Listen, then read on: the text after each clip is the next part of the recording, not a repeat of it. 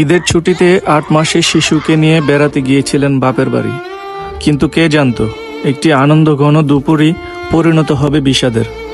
নানা বাড়ির ১ চামচ খিচুড়ি কেড়ে নিল ছোট্ট অরির জীবন। লক্ষ্মীপুর পৌর শহরের শমশেরাবাদ এলাকায় ঘটেছে এই মর্মান্তিক ঘটনা। দুপুরে মা শর্মী নিজ হাতে খিচুড়ি খাওয়াচ্ছিলেন অরিকে, কিন্তু হঠাৎই খিচুড়ি আটকে যায় শিশুটির শ্বাসনালীতে। দ্রুতই নিস্তেজ হয়ে পড়ে তার ছোট্ট শরীর। পরিবারের লোকজন কিছু বুঝে ওঠার আগেই নিয়ে যান লক্ষ্মীপুর সদর হাসপাতালে, কিন্তু ততক্ষণে বড্ড দেরি হয়ে গেল। চিকিৎসক নিশ্চিত করেন অসাবধানবশত খিচুড়ি শিশুটির শ্বাসনালীতে আটকে যাওয়ায় শিশুটির মৃত্যু হয়।